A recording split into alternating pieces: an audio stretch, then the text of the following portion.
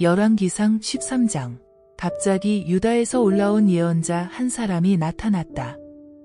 그가 여호와의 말씀에 감동되어 베델의 제단에 이르자 여로보암이 마침 제단 앞에 서서 분향을 하고 있었다. 하나님의 사람이 여호와의 말씀에 힘입어 제단을 향하여 이렇게 외쳤다. 너 제단아, 제단아, 여호와께서 내게 이르신 말씀을 들어라. 앞으로 300년쯤 지나면 다윗의 왕가에서 요시야라는 아이가 태어날 것이다.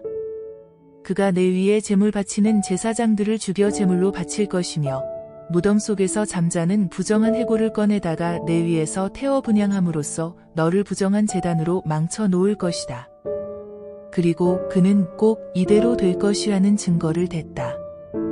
여호와께서 꼭 이대로 이루어 주신다는 증거를 주셨으니 지금 똑똑히 보아라.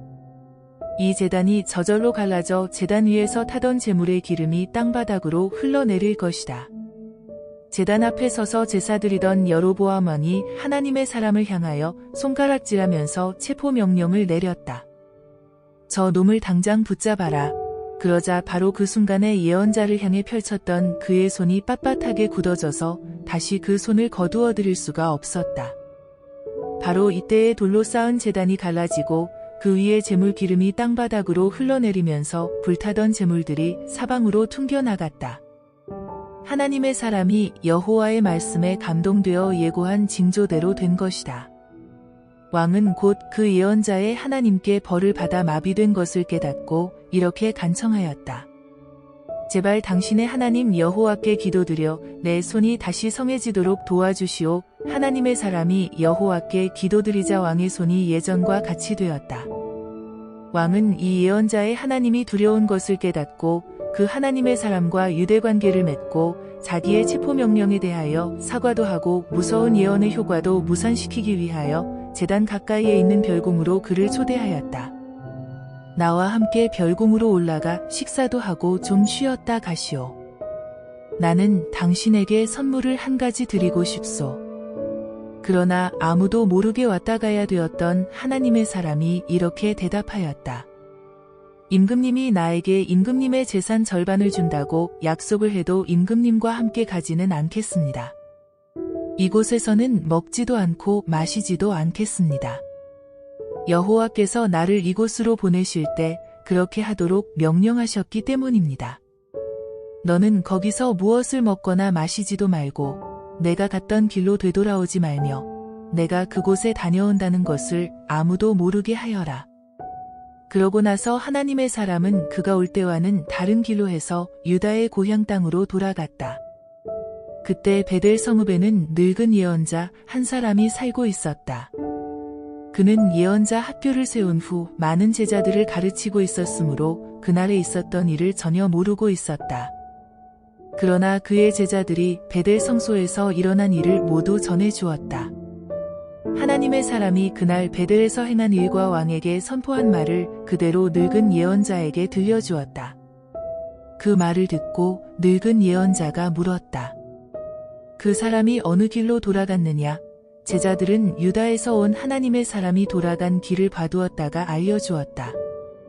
늙은 예언자가 급하게 명령하였다. 내 나귀의 안장을 지워라. 제자들이 나귀의 안장을 지우자 그 늙은 예언자는 나귀를 타고 하나님의 사람을 뒤쫓아갔다. 늙은 예언자는 어느 느티나무 아래에 앉아 쉬고 있는 그 사람을 만나서 물었다. 당신이 유다에서 온 하나님의 사람이요? 그렇습니다. 하고 그 사람이 대답하였다.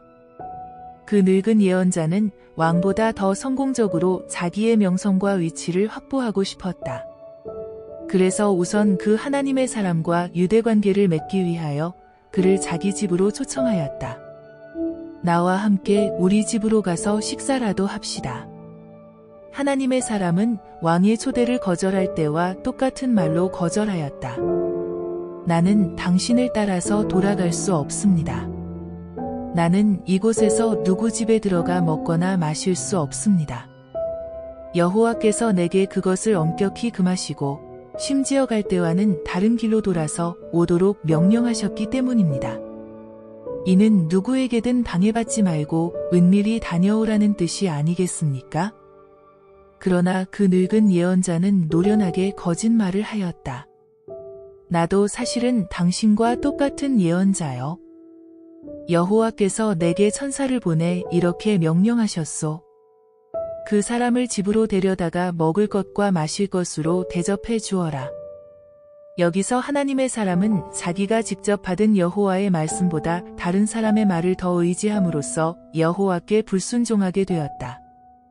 그래서 그는 그 늙은 예언자를 따라 베델 성읍으로 되돌아가서 먹고 마셨다. 그들이 아직도 식탁에 앉아서 먹고 마실 때 늙은 예언자에게 여호와의 말씀이 내렸다. 그러자 그 늙은 예언자가 유다에서 온 하나님의 사람에게 그대로 말씀을 전하였다. 당신은 여호와의 말씀을 어기고 당신의 하나님 여호와께서 당신에게 내리신 명령을 지키지 않았소.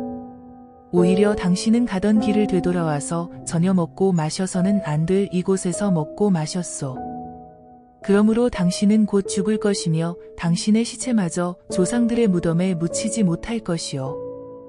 유다에서 온 하나님의 사람이 떡을 다 먹고 물을 다 마시자 늙은 예언자는 그가 타고 온 나귀의 안장을 얹어 타고 가게 하였다.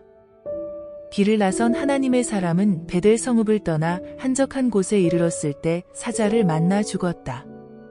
그런데 사자는 죽은 사람의 시체를 해하거나 뜯어먹지 않고 오히려 길바닥에 버려진 그 시체 곁에 나귀와 함께 서 있었다. 마침 그 늙은 예언자가 사는 성읍으로 여행하던 사람들이 길바닥에 버려져 있는 시체와 그 곁에 얌전히 서 있는 사자를 보았다. 그들은 성읍으로 들어와 그 사자가 자기들에게 덤벼들지 않은 것까지도 이야기하였다. 그 소문이 온 마을에 퍼져서 늙은 예언자도 듣게 되었는데 그는 이렇게 판단하였다.